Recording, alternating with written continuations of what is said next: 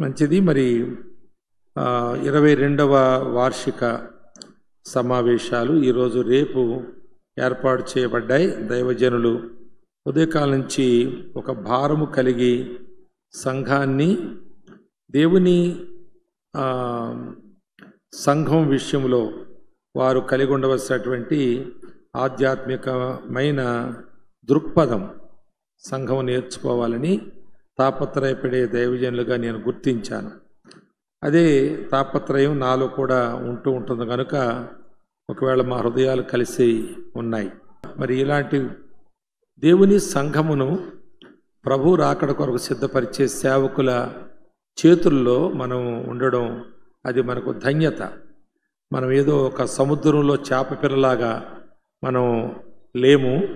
మరొక చెరువులో విత్తనం వేసి పెంచినటువంటి చేపలముగా మనం ఉన్నాము. ఈ చేపలకు కాపరులు ఉన్నారు. వారిని అధిగమించి ఆలోచించి నిర్ణయాలు తీసుకోవాల్సిన అవసరం మనకు లేదు. వారు మనకు అందుబాటులో ఉన్నారు. వారి సలహాలు తీసుకోవాలి. అలాగే వారి హెచ్చరికలను అనుసరించి మనము మార్చుకోవాలి.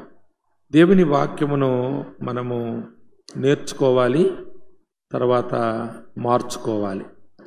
నేర్చుకుంటే సరిపోదు, మార్చుకోవాలి. దేవుడు వాక్యాన్ని మనకివ్వడం చదవడానికి కాదు. మరి చదవడానికైతే ఒకసారి చదివి బైబిల్ పక్కన పెట్టేయచ్చు.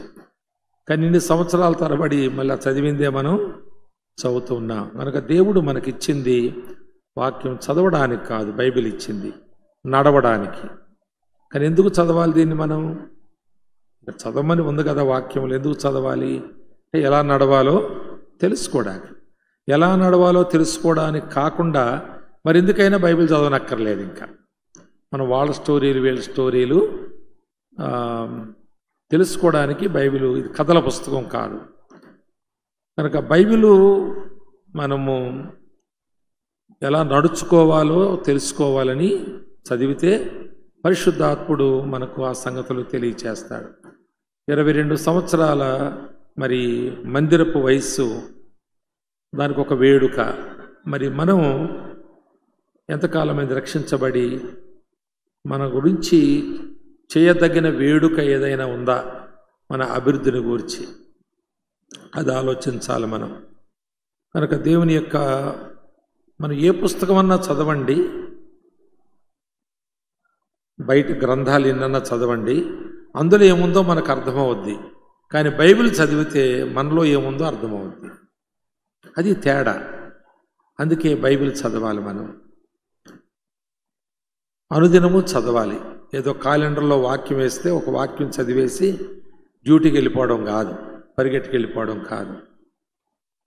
తప్పకుండా ఒక అధ్యాయం చదవాలనేది చెబుతారు. సంవత్సరంలో బైబిల్ పూర్తవ్వాలని చెబుతారు. అది మనము ర్యాండమ్గా చదివే విధానం అది ఒకవేళ. అంతేకాని మనం నేర్చుకోవడం చదవాలంటే ఒకవేళ ఒక అధ్యాయం కాకపోవచ్చు, ఒక రోజులో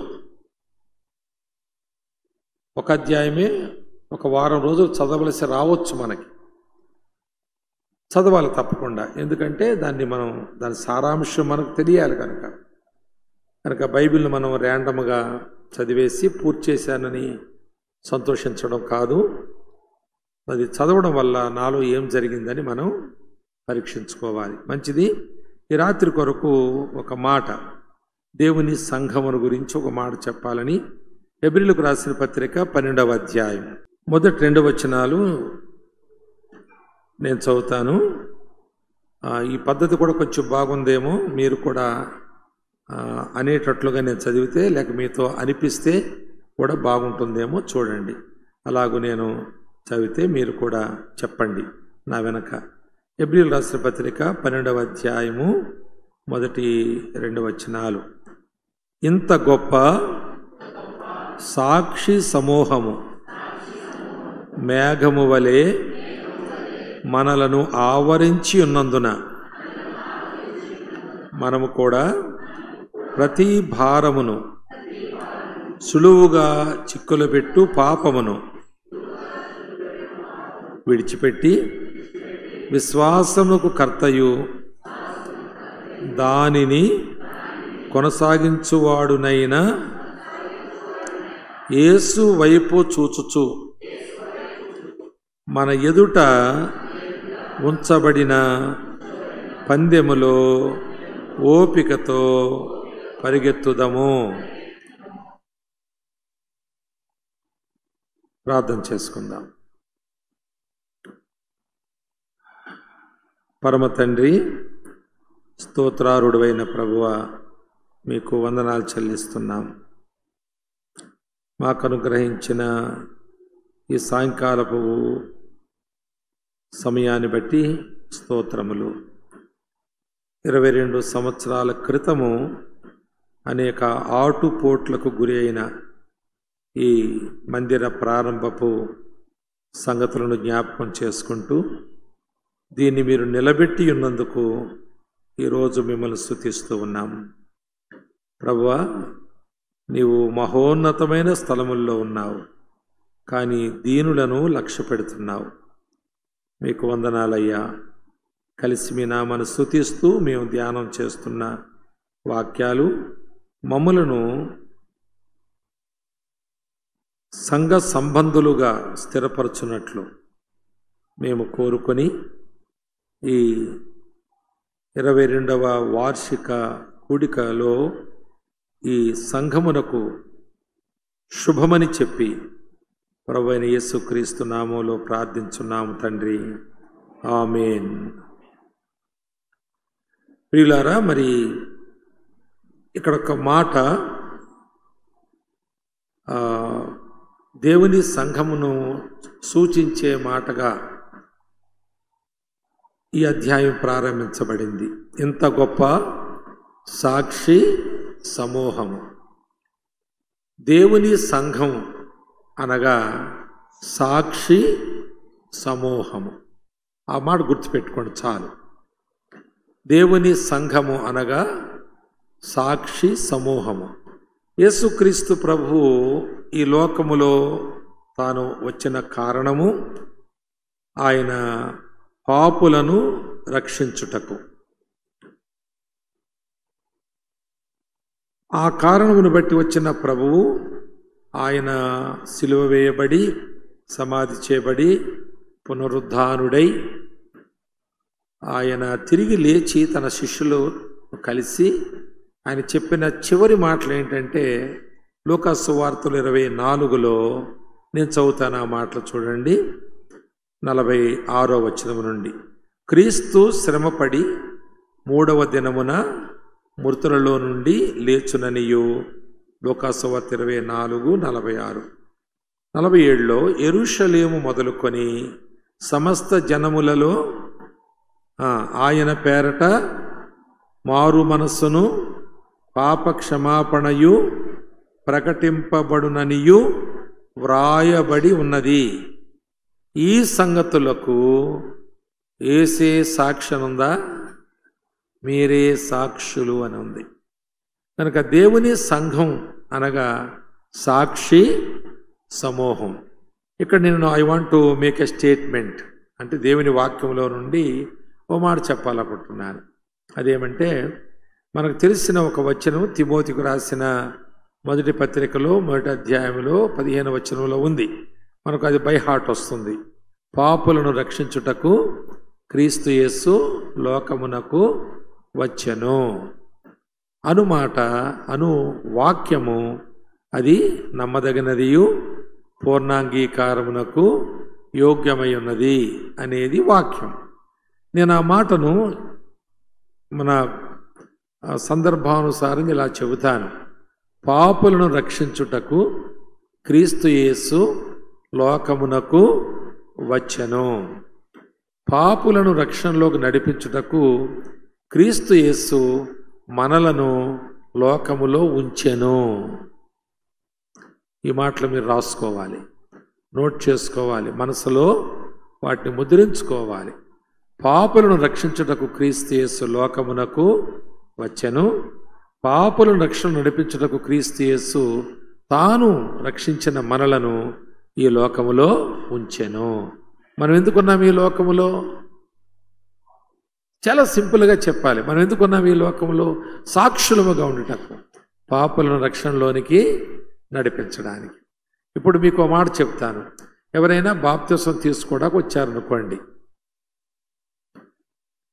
బాబు ఎందుకు నువ్వు బాప్తిసం అడుగుతున్నావు, బాబు ఎందుకు నువ్వు బాప్తిసం తీసుకుంటున్నావు అంటారు పాస్టర్ గారు. ఆయన నేను ప్రభువుని నమ్ముకున్నానండి అంటాడు. ఎందుకు నమ్ముకున్నావు అంటాడు. ఎవరు? దైవజనుడు. ఎందుకు నమ్ముకున్నావంటే పరలోకం పోవడానికి సార్ అంటాడు. అప్పుడు ఆయన తండ్రి కుమార పరిశుద్ధాత్మ నామంలో ఈయనకి పరలోకం పంపిస్తున్నాను అని ముంచి అలా ఉంచేశాడు అనుకోండి. ఆయన తప్ప రైట్ అది చెప్పండి. ఆయన పరలోకం వెళదాం అనుకున్నాడు, ఈయన పరలోకం పంపించాడు. ఆ బాడీని తీసి వాళ్ళ పేరెంట్స్కి, అమ్మ పరలోకం వెళ్ళాడు మీ అబ్బాయి, ఈయన భూస్థాపన చేసుకోండి అంటే అనుకోండి. తప్ప? పాస్టర్ గారు తప్పు చేసినట్ట, రైట్ చేసినట్ట? పాస్టర్ గారు మీకు వందనాలండి, మరి మా అబ్బాయిని త్వరగా మీరు మా పరలోకం పంపించారు అని కృతజ్ఞత చెప్పి బాడీని తీసుకెళ్ళి సమాధి చేసుకుంటారా, లేక పోలీస్ కేసు పెడతారా? మరి మీ అబ్బాయి పరలోకి వెళ్తే పోలీస్ కేసు ఎందుకు? బాగానే ఉంది కదా, సంతోషించాలి కదా. అర్థమవుతుంది మీకు? దేవుడు కూడా అలాగ చేయమని చెప్పలేదు. ఆయన పరలోకం వెళతాడు నిజమే, కానీ ఆయన ఇంకా కొంతకాలం ఈ భూమి మీద సాక్షిగా బ్రతకాలి. కనుక ఆయన బాప్తిసం అయిన తరువాత మరలా సమాజంలోకి ఎందుకు వెళ్ళాలంటే సాక్షిగా జీవించడానికి వెళ్ళాలి. ఆ వ్యక్తి తాను పొందిన రక్షణకు సాదృశ్యమైన మార్పు కలిగిన జీవితం, అలాగే తన రక్షకును గురించిన సాక్ష్యం, తనలో తాను ప్రభువులో జీవించాలి, అలాగే తాను ప్రభు కొరకు జీవించాలి. ఇవి రైలు పట్టాలు లాంటివి. ప్రభువులో జీవించుట, ప్రభువు కొరకు జీవించుట. మరి 90% మంచి క్రైస్తవులు కూడా ప్రభువులో జీవిస్తున్నారు, కానీ ప్రభు కొరకు జీవించట్లేదు. అందరూ తమ సొంత కార్యములను చూసుకొనిచున్నారు, కానీ యేసుక్రీస్తు కార్యములను ఎవరు చూడడం లేదు. వారు రక్షణానందములో ఉన్నారు, కానీ రక్షణార్థమైనటువంటి సాక్షులుగా వారు లేకపోవుట. ఇది చాలా విచారకరమైన విషయం. యాండ్రూ ముర్రే అనేటువంటి ఒక దైవజనుడు ఇలా చెప్పాడు, there are only 2 classes of Christians అన్నాడు. క్రైస్తవులు 2 తరగతులు ఉన్నాయంట. ఒక తరగతి ఏంటంటే సోల్ విన్నర్స్ అన్నాడు. 2వ తరగతి క్రైస్తవులు బ్యాక్ స్లైడర్స్ అన్నాడు. సోల్ విన్నర్స్, బ్యాక్ స్లైడర్స్ అంటే ఆత్మల సంపాదకులు ఒక తరగతి, అలాగే వెనకబడిన వారు లేక దిగజారిపోయిన వారు 2వ తరగతి. నువ్వు వెనకబడ్డావు అంటే దిగజారిపోవడానికి ఆలస్యం కాదు. కనుక దేవుని వాక్యాన్ని చదవడంలో కానీ, ప్రార్థన చేయడంలో కానీ, దేవుని మందిరకు వచ్చే విషయంలో కానీ, ఆత్మ సంబంధమైన జీవితం జీవించేటువంటి ఆ పోరాటంలో కానీ నువ్వెక్కడైనా బలహీనపడితే, వెనకబడితే దిగజారిపోవుట ప్రారంభమవుతుంది. ఒక భక్తుడు ఇలాగన్నాడు, when growth stops decay starts అని. మనం ఎదగడం ఎప్పుడైతే ఆగిపోయిందో అణగారిపోవడం ప్రారంభించబడుతుంది. కనుక క్రైస్తవ జీవితం ఎప్పుడు ఆన్ గోయింగ్ లైఫ్. మనం పోతూ పోతూ పోతూ ఉండాలి, ఎదుగుతూ ఎదుగుతూ ఉండాలి. అలాగెవరైతే లేరో వారు సంఘానికి కూడా శ్రమలు కలిగిస్తారు, ఆటంకంగా ఉంటారు, సేవకునికి కూడా ఆయాసంగా ఉంటారు. అందువల్ల నీవు 22 సంవత్సరాలు దీని వేడుక కంటే నీవు రక్షించబడిన తర్వాత నీ ఆధ్యాత్మిక జీవితం యొక్క వయస్సులో నువ్వు ఎంత ఎదిగావు అనే పరీక్ష మనకు చాలా అవసరమైంది. కనుక యాండ్రూ ముర్రే గారు చెప్పినట్లుగా ఈ 2 తరగతుల్లో నువ్వే తరగతిలో ఉంటున్నావు. ఆత్మల సంపాదన తరగతిలో ఉన్నావా, లేక వెనకబడిపోయిన తరగతిలో ఉన్నావా? 1565లో క్రీస్తు శకం 1565లో ఫిలిప్పీన్స్కి సువార్త వెళ్ళింది మొట్టమొదటిసారి. ఇప్పుడు ఫిలిప్పీన్స్లో 90% మంది క్రైస్తవులు ఉన్నారు.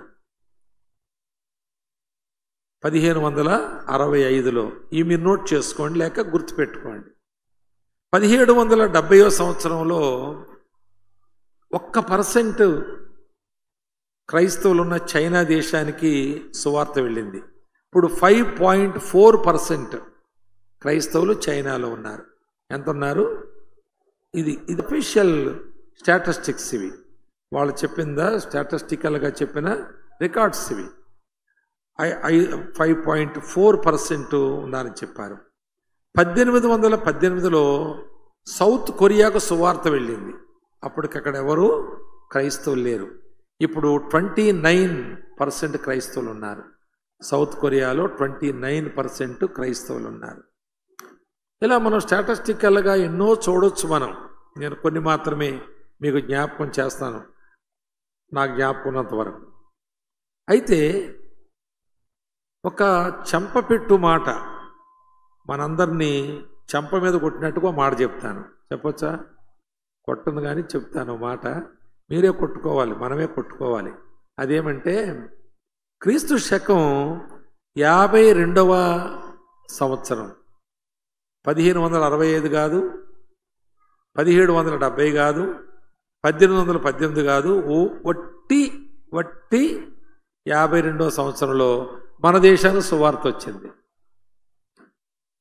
అవి వందల సంవత్సరాల తర్వాత, వేల సంవత్సరాల తర్వాత అక్కడికి వెళ్ళింది. మన దేశానికి ఎప్పుడు వచ్చింది? సెయింట్ థోమా గారు మనకి సువార్త పట్టుకొచ్చారు. కేరళకు వచ్చారు, సువార్త చెప్పారు. చాలామంది ప్రభువును తమ రక్షకుడిగా అంగీకరించారు. అందులో ముఖ్యంగా బ్రాహ్మణ్స్ నమ్ముకున్నారని ఒక చరిత్ర ఉంది. 6 నమ్ముకున్నారని మొట్టమొదటిసారి. ఆ తర్వాత వాళ్ళు చెప్పారంట, కేరళకు మేము సాక్షులుగా ఉంటాము, మీరు ముందుకు వెళ్ళండి, ఇంకా తమిళనాడు వెళ్ళండి, అలాగే మీరు ముందుకు వెళ్ళంటే కేరళ తమిళనాడు దాదాపు కలిసి ఉంటుండే ఆ కాలంలో. అలాగూ తమిళనాడుకి ఆయన వచ్చాడు. అక్కడ ఆయన చంపేశారు, ఆయన చనిపోయాడు. ఇప్పుడు కేరళలో నేను పలుమార్లు కేరళకి వెళ్ళాను దేవుని వాక్యం సందర్భంలో. ఎక్కడ చూసినా క్రైస్తవులే, ఎక్కడ చూసినా. ఇప్పుడు పెద్ద పెద్ద బిజినెస్లు మన దగ్గర ఉన్నాయి, ఫైనాన్స్ బిజినెస్లు, అలాగే జ్యువెలరీ బిజినెస్లు, ఇవన్నీ కేరళ క్రిస్టియన్స్. ఇవన్నీ కూడా అక్కడ కూడా ఉన్నాయి. ఆశ్చర్యపోయాను నేను వాళ్ళ యొక్క అభివృద్ధి. అయినా వాళ్ళ చర్చెస్ ఎప్పుడు కూడా ఫుల్ అయిపోతూ ఉంటాయి. వాళ్ళ కోటీశ్వరులైనా మరి కేరళలో వాళ్ళు ప్రపంచమంతా బిజినెస్ చేస్తున్నారు. ప్రపంచ దేశాలన్నింటిలో కూడా కేరళ వాళ్ళు ఉండని దేశం ఉండదు అంటారు ఒక మాట. అనగా వాళ్ళు ఆ విధంగా దీవించబడ్డారు కూడా. 6 బ్రాహ్మణ్స్ తోమా గారికి, యేసు శిష్యుడు కదా తోమా అంటే, ఆయన హామీ ఇచ్చారట, మీరు ఇక ముందుకు వెళ్ళండి, ఈ ప్రాంతం విషయం మేము సాక్షులుగా ఉంటామంటే. ఇప్పుడు కేరళ ఎక్కువ మంది క్రైస్తవులతో నింపబడినటువంటి రాష్ట్రంగా ఉంది. అలాగే దేవుని చేత దీవించబడిన రాష్ట్రంగా కూడా అది ఉంది అన్ని విధాలుగా.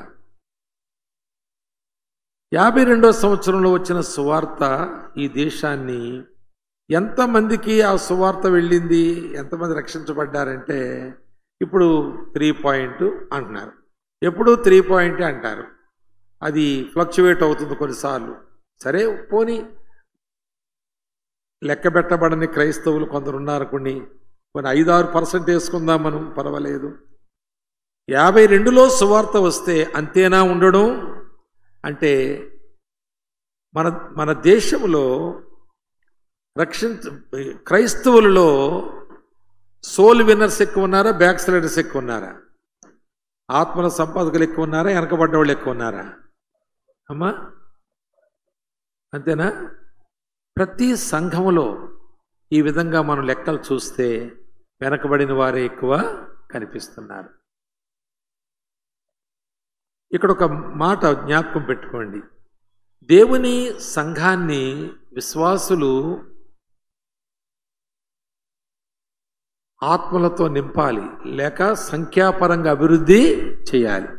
సంఘాన్ని విశ్వాసులు సంఖ్యాపరంగా అభివృద్ధి చేయాలి. సేవకుడు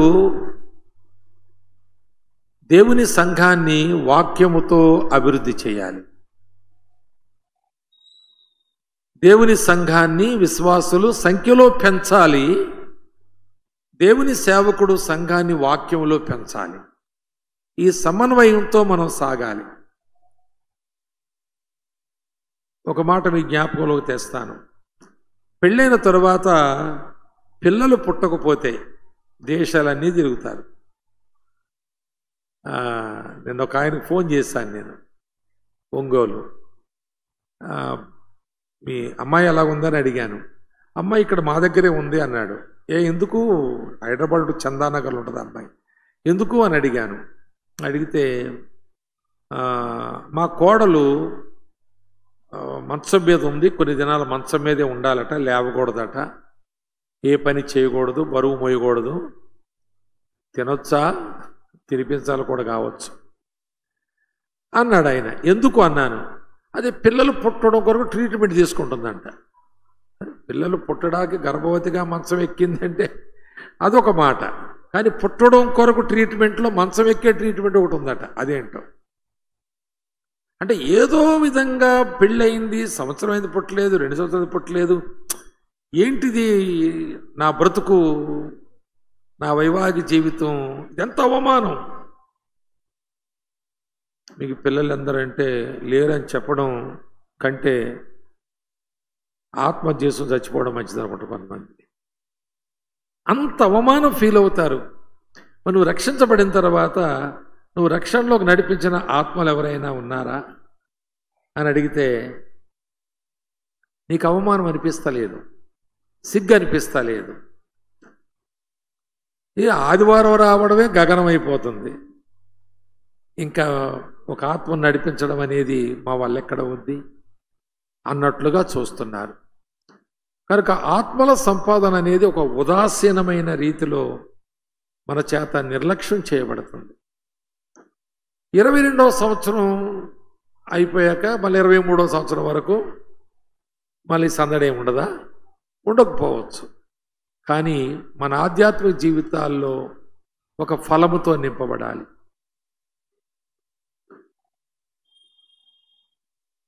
మీరు ఎంతకాలమైంది సంఘానికి వచ్చి? ఇంతకాలమైందండి, 4 సంవత్సరాలు అయింది, లేక 10 సంవత్సరాలు అయింది. మీరు ఎన్ని ఆత్మలు నడిపించారు ఇక్కడికి? మీ రక్షణ సాక్ష్యము ద్వారా, సువార్త ప్రకటించడం ద్వారా, ఆత్మల నిమిత్తమై ప్రార్థించి భారం వహించడం ద్వారా మీరు ఎన్ని ఆత్మలు తీసుకొచ్చారు? 10 సంవత్సరాలు అయింది కదంటే 10 సంవత్సరాలు అయిన వాళ్ళు చేయత్తమని ఎత్తుతారు, కానీ ఎన్నో ఆత్మలు తెచ్చారో చేయత్తమన్న వాళ్ళు వెంటనే చేయించేస్తారు.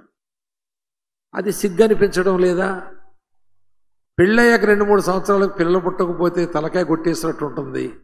ఇక సంతాన సాఫల్య కేంద్రాల అమ్మడి తిరుగుతారు. అనేక మందులు, అనేక రకాలైనటువంటి ప్రయత్నాలు, లక్షలు ఖర్చు పెట్టి చేస్తారు. ఒక ఆత్మను సంపాదించలేనటువంటి బ్రతుకు నీదేం బ్రతుకు అని ఒకవేళ అంటే అన్నవాడే నేరస్తుడు అవుతాడు, కానీ నీకేమీ చలనం ఉండదు.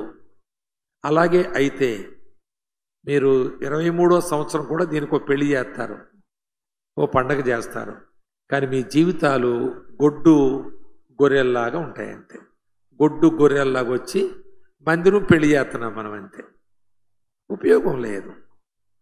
ఈ మాటలు మీ జ్ఞాపకాల్లో ఉండాలని నేను కొంచెం భాషాపరంగా వాడకూడదేమో ఈ మాటలు వాడుతున్నాను. గొడ్డు గొర్రెలు మందకు శనేసలు. అందుకే గొల్లోడు ఏం చేస్తాడంటే, గొల్లాయన ఏం చేస్తాడంటే కట్టుకొని పిలిచి అమ్మేస్తాడు. 1000 రూపాయలు అయ్యా అంటాడు. 1000 ఎందుకు, 500 అంటాడు. 600 ఇచ్చి పట్టుకుపోవాయి, అసలు ఈ గొర్రె మాకు ఉండడమే శని. అట్లా దేవుని సంఘాన్ని శనేశ్వరులాగా ఎవరైనా ఉన్నారు ఇక్కడ అంటే ఎక్కువ వాళ్ళే కనపడతారు. మరి వీళ్ళందరూ శనేశ్వరంతో పోతే మేమేలా బతకాలి? మరి మా సందా పెట్లు ఇవన్నీ ఉన్నాయి కదా, ఏవి చేయాలి కదా సేవ. ఇక అందుకు మేము బతుకుతున్నట్టున్నాం. ఈ సమన్వయం బాగులేదు, మార్చుకోవాలి. ఈ 22వ వార్షికోత్సవానికి వచ్చిన వాళ్ళు సంవత్సరం తిరగక మునిపే కొన్ని ఆత్మలను సంపాదించుకొని వారు మందిరానికి పిల్లలు పెట్టిన గొర్రెలాగా రావాలి. ఆ గొర్రె ఘనపరచబడుతుంది, ఆ గొర్రెకు ఒక ప్రత్యేక స్థానం ఉంటుంది. ఇంత గొప్ప సాక్షి సమూహం అని అప్పుడు సంఘాన్ని అనొచ్చు. నా బోటోడు ఎవరన్నా వచ్చి ప్రభుప్రసాద్ గారి దగ్గరికి మరి మీ సంఘంలో ఆత్మను సంపాదించిన వాళ్ళు ఎందరున్నారండి నిలబెట్టండి అంటే మీరందరూ నిలబడిపోయారు అనుకోండి, అప్పుడు నేనేమంటానంటే ఇంత గొప్ప సాక్షి సమూహం సిద్దిపేటలో కూడా లేదు అనే సిగ్గుపడి సిద్దిపేటకి వెళ్ళి మీ గురించి అక్కడ సాక్ష్యం చెబుతాను, వారిని పురికొల్పుతాను. మనం ఆ విధంగా జీవించాలి. 1793లో విలియం కేరీ మన దేశం వచ్చాడు. విలియం కేరీ గురించి విన్నారా? పుస్తకం చదివారా? నిజంగా చదివారా? డాక్యుమెంటరీ ఫిల్మ్స్ ఉన్నాయి, చూసారా? ఎక్కువ మంది చూడరు అలాంటివి. ఇప్పుడు చిన్న పుస్తకం కొనండి అంటే ఆయన ఎవరో ఇలాగ తిప్పి అటు చూసి ఇటు చూసి అక్కడ పెట్టి వెళ్ళిపోతాడు. ఇవన్నీ టైట్స్ ఇలాగ చూసి వెళ్ళిపోతాడు. అంటే అలాంటి వాళ్ళకి ఏమర్థం అవుతుంది? ఏమర్థం అవ్వవు. విలియం కేరీ బుక్ చదవండి, ఆ డాక్యుమెంటరీ ఫిల్మ్ ఉంది. మేయ్ గారిని ఎప్పుడైనా అడిగి ఒకసారి వేయించుకోండి. ఆయన జీవిత చరిత్ర కొంత సమయమే, ఎక్కువ సమయం ఉండదు. 1793లో ఆయన కలకటా వచ్చాడు, బెంగాల్ వచ్చాడు. అంతకుముందు మన దేశంలో ఉన్న ఎన్నో దురాచారాలు రూపుమాపాడు ఆయన. సతీ సహగమనం, అప్పుడు బెంటిక్ ప్రభు అని ఒక ఆయన ఉండేవాడు, ఇంగ్లాండ్ దేశం ఆయనే. అలాగే రాజా రామ్మోహన్ రాయల్ అని మన దేశస్థుడు ఒక ఆయన తన కొలువులో ఉండేవాడు. వీళ్ళతో రోజు తిరిగి గోజాడి ఆయన ఒక కాబులర్ అండి, అంటే చెప్పులు బాగు చేసుకునేవాడు ఇంగ్లాండ్ దేశంలో. ఆయన పెద్ద కోటీశ్వరుడు కాదు, జీవనోపాధి చేసుకునేవాడు అలాగే. కానీ ఇండియా మ్యాప్ పెట్టుకుని ప్రార్థన చేసేవాడట. ఇండియా మిషన్ ఒక మిషన్ ఉంది, నేను వారిని కలిశాను. అంటే ఇప్పుడు బాగా తగ్గిపోయింది అనుకోండి అది. ఆ కాలంలో చాలా ఉద్యమం ఉండేదట. అప్పుడు ఆయన వాళ్ళని అడిగాడంట, నేను ఇండియా వెళ్తానండి, సువార్త సేవ చేస్తాను, విగ్రహారాధన ఎక్కువ అంట, రకరకాలైన దురాచారాలు ఉన్నాయటండి, నేను వెళ్తానంటే నీవు వెళ్ళాలంటే మామూలు కాదయ్యా, నువ్వు కాబులరు, నువ్వేం చేస్తావు పోయి. వెనక్కి వెళ్ళిపోయి మళ్ళీ చెప్పులు కుట్టుకుంటున్నాడు. కానీ ఒకసారి ఆ మెంబర్ ఆఫ్ ఇండియా మిషన్ ఆయన ఎందుకు ఆయన షాప్కి వెళ్ళి ఆయన మోకరిల్లి ఇండియా మ్యాప్ షాపులోనే పెట్టుకుని చేయేసి ప్రార్థన చేస్తున్నాడంట కన్నీటితో. ఆయన భారం చూసి ఆయన రికమెండ్ చేసి పంపించాడు. సిరంపూర్ వచ్చాడు. అక్కడే ఉంటూ భార్య అంత అంగీకారంగా సాటి అయిన సహాయం కాదు, పైగా ఆమె మెంటల్ వీక్నెస్ ఉన్నది ఆమెకి. ఎప్పుడు ఆయనకి వ్యతిరేకమే, ఆటంకమే. కానీ ఆయన గొప్ప పనులు ఎన్నో చేశాడు. ఆయన మన దేశానికి ప్రింటింగ్ ప్రెస్ తెచ్చింది ఆయనే. ఎప్పుడో 1450వ సంవత్సరంలో జర్మనీ దేశస్థుడు జాన్ గూటన్బర్గ్ అన్న ఆయన కనుగొన్న ప్రింటింగ్ ప్రెస్ మన దేశానికి ఎప్పుడు రావాలి? కానీ మరి విలియం కేరీ తీసుకొచ్చాడు. అలాగే పేపర్ తీసుకొచ్చాడు, ప్రింటింగ్ పేపర్ అప్పుడు లేదు. అంతేకాదు న్యూస్ పేపర్ ప్రారంభించాడు ఆయనే. ఈనాడు ఉన్నాయి కదా మనకి ఇప్పుడు, ఆ ఉండే కాదు ఆయన ప్రారంభించకపోతే. అసలు బ్యాంకింగ్ సిస్టమ్ ప్రారంభించింది ఆయనే. అంతేకాదు పోస్ట్ ఆఫీస్ ప్రారంభించింది కూడా, పోస్టల్ డిపార్ట్మెంట్ ప్రారంభించింది ఆయనే. ఈ విధంగా మనం ఉత్తరాలు పంపించవచ్చని, ఈ విధంగా మనం డబ్బులు జమ చేసుకోవచ్చని ఆ banking system, postal department system ఆయనే ప్రారంభించాడు. బెంగాల్ భాషకి లిపి ఉండేది కాదు, ఆయనే కనిపెట్టాడు దానికి. సంస్కృతానికి డిక్షనరీ రాశాడు ఆయన, ఈ భాషలు నేర్చుకుని. ఇంగ్లాండ్లో సంస్కృతం ఎక్కడది? బెంగాల్ భాష రాసి దానికి డిక్షనరీ తయారు చేశాడు. సతీ సహగమనం అంటే భర్త చచ్చిపోతే భార్య కూడా ఆ క్షితి మీద చచ్చిపోవాలి, దాన్ని తీసేశాడు. శిశు బలులుండే అప్పుడు పిల్లలు చంపేవారు, బలులు ఇచ్చేవారు దేవతలకి, వాటిని తీసి బాల్య వివాహాలు తీసివేశాడు.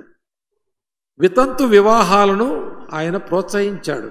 ఇక్కడ భర్త చనిపోతే ఆ యవనస్తురాల జీవితం అలాగే ఎండిపోకూడదు, మరలా పెళ్లి చేసుకోవచ్చు అని ఆయనే మన దేశానికి నేర్పించాడు. ఆ కల్చర్ తీసుకొచ్చాడు. అంటే అది ఎంత కష్టమైన పని, ఎంతకాలం చేయాలి. ఇంకా విచిత్రం ఏంటంటే బైబిల్ను 46 భాషల్లో తర్జుమా చేశాడు, చేయించాడు. 46 భాషలు. 41 సంవత్సరం ఆయన మన దేశంలో ఉండిపోయాడు వెనకకు వెళ్లకుండా. ఆయన భార్య చనిపోయింది, పిచ్చిదెయ్యి. ఆయన రాసినవి అన్నీ కూడా నీళ్లు పోసేసిందంట. ఒకసారి కాలిపోయినాయి అన్నీ. కుమారుడు చచ్చిపోతే ఆయనే సొంతగా గొయ్యి తీసి కప్పెట్టుకున్నాడు. అలాంటి సమర్పణ ఆయనలో అవసరం. ఏంటంటే ఒక ఆత్మ రక్షించబడాలి, సువార్త ప్రకటించబడాలి, బైబిల్ అనేక భాషల్లో అందించబడాలి. ఏ ట్రైబ్ కూడా వారి భాషలో బైబిల్ లేదని అనకూడదు. ఆ కాలంలో అవి నేర్చుకోవడం, అవి తర్జుమా చేయడం, అవి ప్రచురించడం అనేటువంటి ఆ గొప్ప ప్రాజెక్ట్స్ ఇన్ని ఎలా చేయగలిగాడంటే దేవుని ఆత్మను కలిగిన వాడు, భారం కలిగిన వాడిని దేవుడు తప్పకుండా అంతగా వాడుకోగలుగుతాడు. కనుక ఒక్క వ్యక్తి చెప్పులు బాగు చేసుకునేవాడు. I'm not a shoe maker but a cobbler అనేవాడట. పాత చెప్పులు బాగు చేసుకునేవాడు నేను, కొత్త బూట్లు తయారు చేసేవాడిని కాదు అని చెప్పేవాడు. ఆ విధంగా ఆయన ఒక అనామకుడు లాంటి వ్యక్తి. అనేక శ్రమలు ఆయన కుటుంబంలో ఉన్నప్పటికీ కూడా ఆయన ఆహర్నిశలు క్రీస్తుకు సాక్షిగా ఉండడానికి తానేం చేయగలడో అవన్నీ ఆలోచిస్తూ నిద్రపోయే వరకు నేను రేపు ఏం చేయాలి ప్రభు కొరకు అని ఆలోచనతో పండుకునేవాడని ఆయన గురించి వ్రాయబడింది. అలాంటి ఒక వ్యక్తి అంత గొప్ప పని చేయడానికి దేవుడు వాడుకోగా నీవు నేను సమర్పించుకుంటే కొన్ని ఆత్మల రక్షణ నడిపించడానికి దేవుడు మనల్ని వాడుకోడా. ఆ దృక్పథంలోకి ఈ 22వ సంవత్సరంలో మనం రావాలి. అలా రాకపోతే మనం చర్చికి పెళ్లి చేసి ఇంటికి పోయి గొడ్డు గొర్రెల్లా బతికినట్టే. మనం మళ్ళీ ఆదివారం వచ్చేసరికి బైబిల్ పట్టుకుని వస్తాయి. ఎన్ని గొడ్డు గొర్రెలు మందలో ఉంటే ఆ గొల్లవానికి సంతోషం చెప్పండి. వాటి మేపేవాడికి పిల్లలు పెట్టే గొర్రెలు అంటే సంతోషం. కానీ గొడ్డు గొర్రెల మంద ఎవరికైనా ఉంటుందా? పిల్లలు పెట్టని మందను ఏ గొల్లైనైనా మేపుతాడా? కనుక దేవుని సంఘములో కాపర్లుగా నాతో సహా కొన్ని గొడ్డు గొర్రెలను మేపుతున్నామా అనిపిస్తుంది. నేనేమి జయించలేదు, పైకి ఎక్కేయలేదు. ఇందులో ఒక బుక్ ఉంటుంది, అది సుడిగుండంలో సంఘమని ఓ బుక్ రాశాను. ఇది ప్రభు ప్రేరేపణ వలన అందులో రాశాను, నా బలహీనతలు రాశాను. సంఘమును నేను పెంచుట్లో ఎక్కడ ఫెయిల్ అయ్యానో రాశాను. ఎక్కడైనా అశ్రద్ధగా ఉండడం వల్ల సంఘములో శిష్యర్కం పెరగలేదు, సభ్యులే పెరిగారు, శిష్యర్కం పెరగలేదు అనేది నేను వాపోయాను. అది నా హృదయ వేదనగా రాశాను, నా తప్పుగా చెప్పుకుంటూ రాశాను ఆ మాటలు. నేను ఒక సంఘ కాపరిగా నేను గొడ్డు గొర్రెలను పెంచానా, వారు పిల్లలు పెట్టిన వారు ఉండిపోయారా అని బాధపడ్డాను. ఒక విధంగా చెప్పాలంటే మరి మా చర్చిలో ఆత్మ సంపాదకులు ఉన్నారు, కానీ అందరూ లేరు. కొందరు డబ్బు గల వాళ్ళు ఉన్నారు, చదవర్లు ఉన్నారు, మరి కొంతమంది మంచి ఉద్యోగస్తులు ఉన్నారు, కానీ గొడ్డు గొర్రెలుగా ఉన్నారు. ఈ చిన్న చితక అనేటువంటి వాళ్ళే ఎక్కువగా ఆత్మల సంపాదకులు చూస్తున్నాను నేను. పెద్ద పెద్ద వాళ్ళంతా ఎందులోనూ బిజీ అయిపోయి మునిగి తేలుతూ ఆదివారం మాత్రమే ముఖం చూపిస్తూ మిగిలిన నియామక కూడికలు, ఇందాక అనోక్ గారు చెబుతున్నారు, నియామక కూడికలకు వారం మధ్యలో జరిగే కూడికలకు వారు రావడం లేదు. అందుకే వారు ఆధ్యాత్మికంగా ఎదగడం లేదు. ఎదగకపోతే ఫలించరు కదా. ఆ విషయాలు ఆ సుడిగుండంలో సంఘం. సుడిగుండంలో సంఘం అనే టైటిల్ ఎందుకు పెట్టానంటే, సంఘం మునుగుతా లేదు, ముందుకెళ్తా లేదు. సుడిగుండంలో ఏదైనా చెక్క ముక్క వేసామనుకోండి, అది మునగదు, ముందుకే పోదు. సుడిగుండంలో ఏ వస్తువు పడినా అది మునగదు, ముందుకు పోదు. అలాగే దేవుని సంఘం కూడా ఈనాడు ఉంది. దానికి కారణం సంఘం అంటే నీవు నేనే. నీవు మునుగుతా లేదు, ముందుకు పోతా లేదు. నీవు రావడము మానవు, చెప్పినట్టు నడవవు అనేటట్లుగా ఉంటే దేవునికి సంతోషం లేదు. దేవుని సేవకుడు కూడా నీ విషయమై సంతోషించలేడు. ఒక్క విలియం కేరీ దేశం వచ్చి, తన దేశం కాని దేశం వచ్చి ఇంత పని చేస్తే, ఈ దేశము నా దేశం అంటున్నాం. ఈరోజు మార్నింగ్ పాట పాడాం, చాలా మంచి పాట అది. నేను ఏడ్చేశాను ఒకసారి, అది మొదటగా నేను విన్నప్పుడు చాలాసేపు ఏడ్చాను ఆ పాట పాడితే. చారి అని ఒక సహోదరుడు పాడాడు ఆ పాట ఫస్ట్ నేను విన్నప్పుడు. అది ప్రతి మాట నా హృదయాన్ని కదిలించింది. నా బాధ్యత నా దేశం విషయంలో, నీ బాధ్యత. నేనెంతో దూరం మిమ్మల్ని తీసుకెళ్ళను, కనీసం మీ కుటుంబాలందరూ రక్షించబడ్డారా? మనం చాలాసార్లు ఎక్కడో వేరే దేశాలు, రక్షణ లేని దేశాల కొరకు ప్రార్థన చేస్తాం, రక్షణ లేని రాష్ట్రాల కొరకు ప్రార్థన చేస్తాం. కానీ నీ ఇంటి పక్క వాళ్ళకి ఎప్పుడో సువార్త చెప్పావా నువ్వు?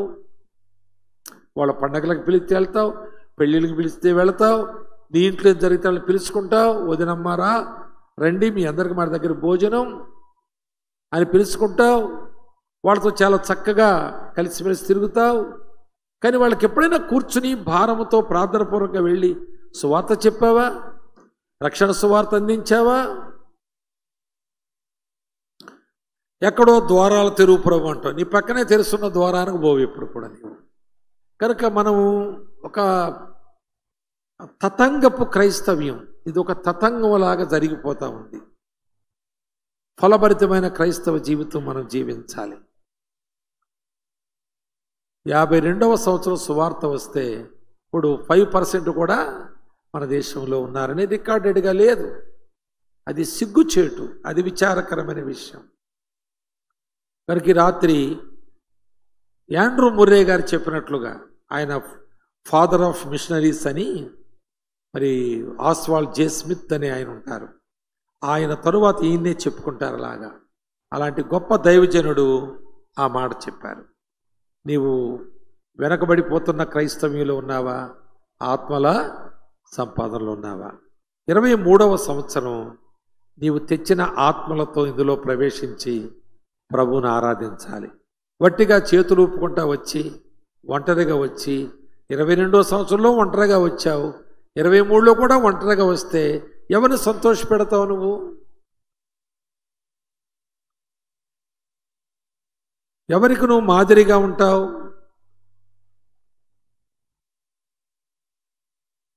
దేవుడు మనలను ఈ భూమి మీద ఎందుకు ఉంచాడు? ఆ రోజే బాప్తిసంలోనే చచ్చిపోతే పరలోకం వెళ్ళమా? ఆ రోజైతే ఖచ్చితంగా పోతాం. తర్వాత బ్యాక్ స్లైడర్స్ ఉంటూ కొంతమంది మళ్ళా తిరిగి పాత జీవితంలో పడిపోయే వాళ్ళు ఉంటారు. అండ్ ఆ రోజే ముంచేస్తే ఖచ్చితంగా పరలోకం వెళ్ళాం. మరి ఉంచడం తప్పయిందా? నీవు ఉండడం దేవునికి అవసరం, నేను ఉండడం దేవునికి అవసరం. అందుకే ఆయన మనల్ని రక్షించుకున్నాడు. ఆయనకు మనం సాక్షులముగా జీవించాలి. అన్ని పరిస్థితులు గుండా మనం వెళతాం, కానీ మనం సాక్ష్యం ఇచ్చేవారంగా ఉండాలి. ఒకసారి నేను ఢిల్లీ ప్రయాణం చేస్తున్నాను.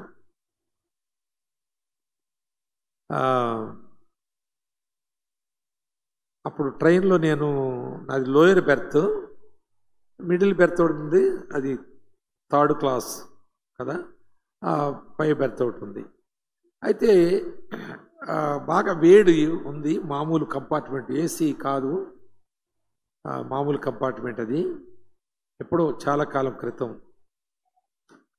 అందుకు నేను అక్కడి నుంచి ఇంకో దేశం కూడా వెళ్ళాలి, ఢిల్లీ ఎయిర్పోర్ట్కి వెళ్ళాలి, నేను ఎంబాసీ దగ్గరికి వెళ్ళాలి ఢిల్లీ. ఆడికి వెళ్ళి స్టాంప్ వేయించుకోవాలి. ఎక్కడికో వెళ్ళాలి, నేను ఫ్రాన్స్ వెళ్ళాలి అప్పుడు. సరే నేను వెళుతూ ఉండగా ఇది 83లో సంగతి చెప్తున్నాను మీకు నేను. అప్పుడు ట్రైన్స్లో ఏసీలు అవి పెద్దగా పాపులర్ కాదు. ఫస్ట్ క్లాస్లో కూడా ఏసీ ఉండేది కాదు అప్పుడు ఆ దినాల్లో. అలాంటి కాలం అది. అయితే మరి చెమటలు పట్టేస్తున్నాయని నేను లుంగి బనియాన్ మీద పండుకొని తల కింద టవల్ పెట్టుకుని అయితే బయలుదేరి వెళ్తుంటే మా చర్చలో ఒక ఆయన అప్పుడే ఫారెన్ నుంచి వచ్చాడు, ఎక్కడి నుంచో, కువైట్ నుంచి అనుకుంటా. వచ్చి ఏంటి పాస్టర్ గారు మీరు ఎలా వెళ్తున్నారు, చెప్పులతో వెళ్తున్నారు ఏంటి, నాకు బూట్లు లేవు అప్పుడు, బూట్లు వేసుకెళ్ళండి అని బూట్లు ఇచ్చాడు. ఆయన చాలా మంచి బూట్లు నాకు సరిపోయినాయి. అవి వేసుకున్నాను, టిప్ టాప్కి వెళ్ళాను. మరి ట్రైన్ ఎక్కాను. పోతూ నా బట్టలు ప్యాంట్ షర్ట్ ఇక్కడ తగిలించాను. అది సెంటర్లో ఉన్న బెర్త్ ఆయనకి తగులుతున్నాయి గాలికి. కొంచెం ఆయన కొంచెం ఇబ్బంది పడుతున్నాడని తీసేసి అవి పెట్టిలో పెట్టాను. పెద్ద సూట్ కేసు ఉంది, అందులో పెట్టాను. ఇక నేను లుంగి బనియాను, తల కింద టవలు. అర్ధరాత్రి దగ్గర భూపాల ప్రాంతంలో దొంగోడు పడి నా పెట్టుకు పట్టుకుపోయాడు. నాయే కాదు ఇంకొందరు పట్టుకెళ్ళాడండి. మొత్తం నాది కూడా పట్టుకెళ్ళాడు. 8 మంది పోయినాయి మాయి ఆ కంపార్ట్మెంట్లో.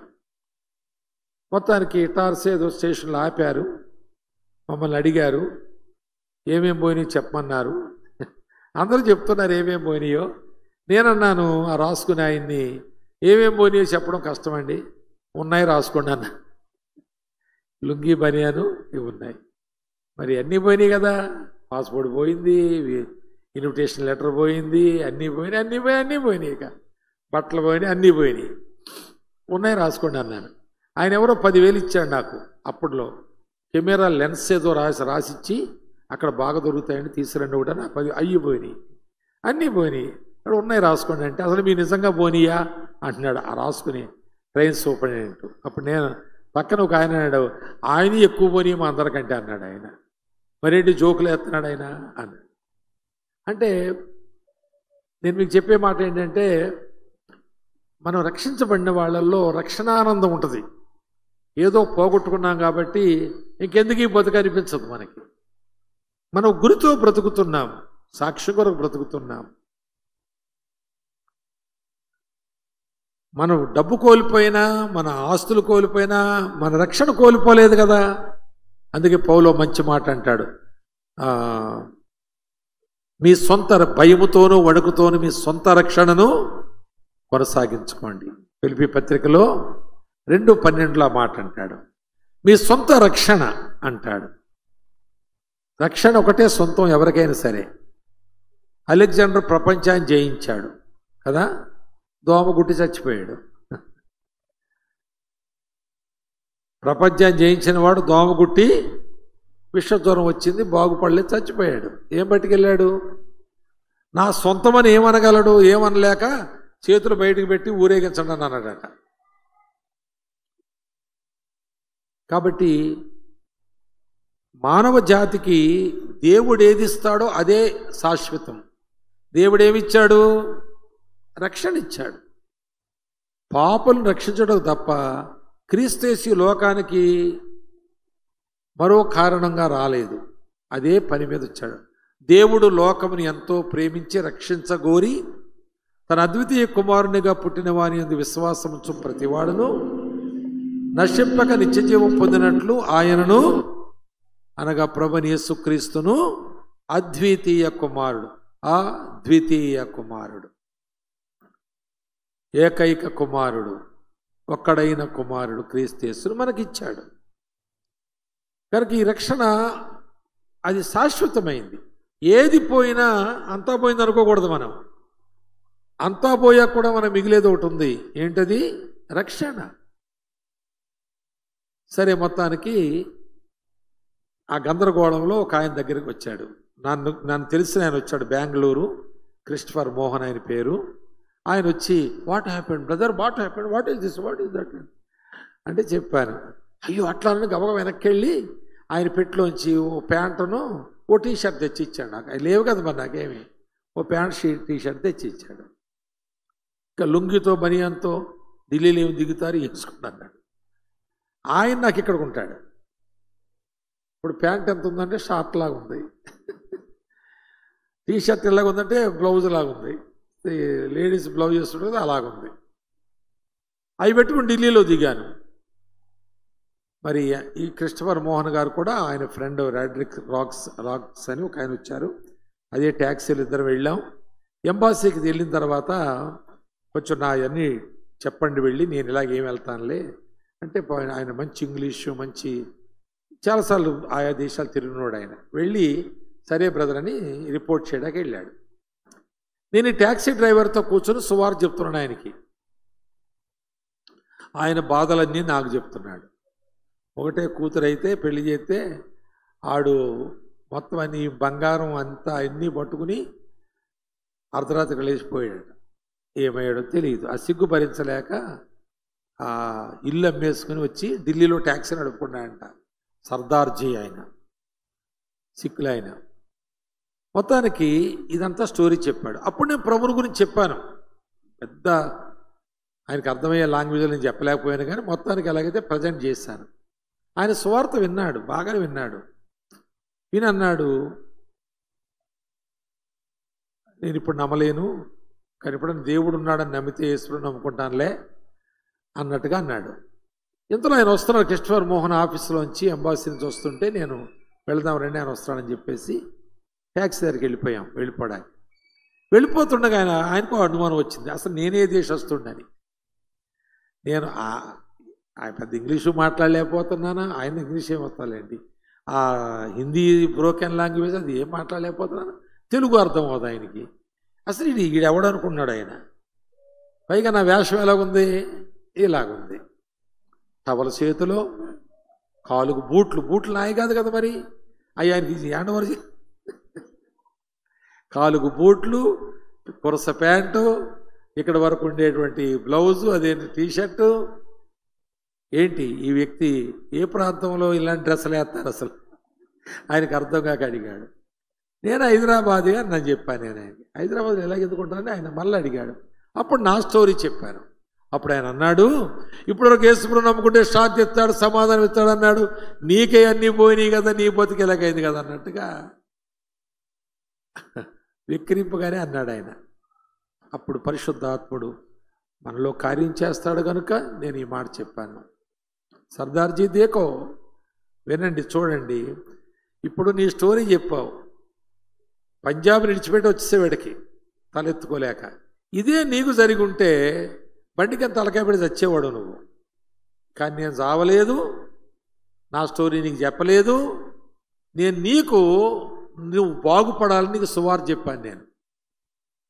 కాబట్టి ఆ దొంగ నాలో ఉన్నటువంటి శాంతిని, సమాధానమును, నిరీక్షను దోచుకోలేకపోయాడు.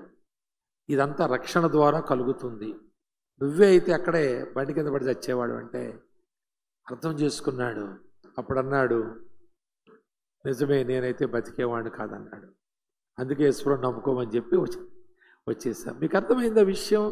కనుక ఎక్కడ ఉన్నా, ఏ పరిస్థితుల్లో ఉన్నా మనము, అంటే నేనంతా ఏదో నా గురించి చెప్పుకున్నాను కాదు, అలా ప్రాణత్యాగాలు చేసిన వాళ్ళు లేరా సువార్త చెప్పడం కొరకు? మరి యేసుని విడిచిపెడతావా? నిన్ను ముక్కల కింద నరికేయమంటాడు, నరికేసుకోండి పర్లేదు, నేను యేసుని ఎందుకు విడిచిపెడతాను? మీరు నన్ను చంపుతున్నారని మీరు అనుకుంటున్నారు, కానీ మీరు నన్ను పరలోకం పంపిస్తున్నారని నేను అనుకుంటున్నాను. నాకేం బాధ, చేసుకోండి త్వరగా, ఏం చేసుకుంటారు అనే జీవితాలు మనవి. అంతము వరకు అలాంటి సాక్ష్యం ఇచ్చే వారంగా మనం ఉంటున్నామా? మనం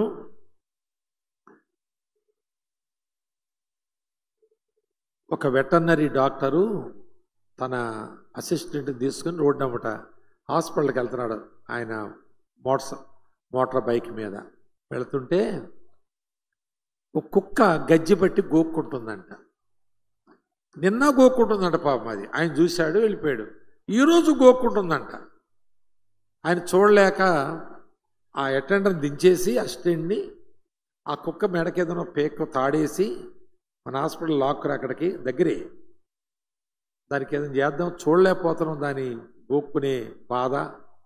కుక్క గజ్జి పెడితే ఎలా కూకూడదో మనకు కూడా తెలుసు అని చెప్పి దాన్ని తీసుకెళ్ళి ఆ చెట్టు కట్టేసి వీళ్ళు తీసుకెళ్ళి టిఫిన్ బాక్స్లో ఏదో పెట్టి వారం రోజులు ఉంచుకుని, ఏమండి, ఆ కుక్కను కట్టేసి దానికి వారం రోజులు మందు పెట్టి ఇంజక్షన్స్ ఇచ్చి ఆయింట్మెంట్స్ రాసి మొత్తానికి వారం రోజులు పోయాక బాగుపడిపోయిందంట. బాగుపడిపోతే దాన్ని వదిలేశాడంట. బాగుపడిపోతే వదిలేసారు, వెళ్ళిపోయింది. 4-5 రోజులు పోయాక మళ్ళీ హాస్పిటల్కి వచ్చిందంట. డైరెక్ట్గా ఈసారి లోపలికి వెళ్ళిపోయింది డాక్టర్ గారి దగ్గరికి. అక్కడికి వెళ్ళి మురుగుతుంది, బయటికి రమ్మన్నట్టుగా చొక్కా పట్టుకు లాగుతుంది. ఇదేంట్రా కుక్క వచ్చిందని, మన దగ్గర ఉండిపోయి కుక్క సార్ చుట్టారు కనుక వచ్చింది అన్నట్టుగా ఎటంటే చెప్పాడు. కాదురా నన్ను లాగుతుంది బయటికి ఏంటని బయటికి వెళ్ళి చూసేసరికి అక్కడ ఒక గజ్జి కుక్క ఉందంట. మర్చిపోతారు ఈ మాట? గజ్జి కుక్కను మర్చిపోగలరా? మర్చిపోలేరు. ఇదే మనం చేయవలసిన పని. ఆ కుక్క చేసిన పనే మనం చేయాలి. ఒకప్పుడు మనకు కూడా సాధు సుందర్ సింగ్ గారు చెప్పారు, పాపము అనేది గజ్జి లాంటిదంట. పాపం ఎలాంటిది? గజ్జి లాంటిది. అయితే ఆ కుక్క మరి గజ్జి బట్టి ఉన్న కుక్కను ఆయన బాగు చేశాడు డాక్టర్ గారు. అలాగే మనకు కూడా సాధు సుందర్ సింగ్ గారు చెప్పినట్లుగా పాపం అనే గజ్జి ప్రతి మానవునికి పట్టి ఉంది.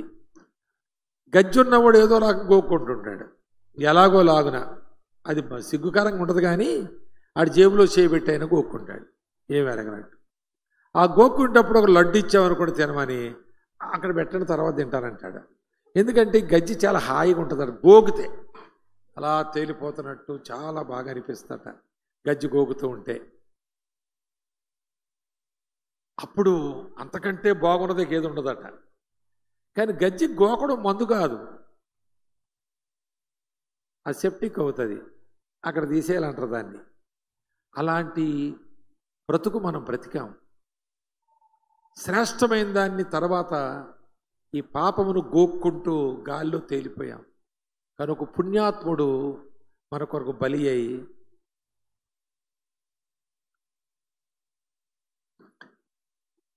మనలను మన పాపం నుండి విడిపించాడు కదా. ఆ కుక్క పోయి నేను గోక్కుంటుండగా దాన్ని పోయే డాక్టర్ గారికి ఏం పని? నాకు ఇంజక్షన్ ఇవ్వకపోతే నన్ను బాగు చేయకపోతే దానికి జీతం రాదా? కాబట్టి నా ఎడల కృప చూపిన ఆ పుణ్యాత్ముడు నీ గజ్జను కూడా బాగు చేస్తాడు, రా నా కూడా రా అని ఇంకో గజ్జి కుక్కను తీసుకెళ్ళింది. ఇంత గొప్ప సాక్షి సమూహం అంటే గజ్జి కుక్కలు.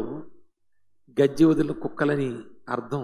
అంతే, మనం కోటీశ్వరులని కాదు, సాఫ్ట్వేర్లు కానీ కాదు, వస్తు వాహనాలు, మేడ మిద్దెలు, వెండి బంగారాలు ఉన్నవాళ్ళని కాదు.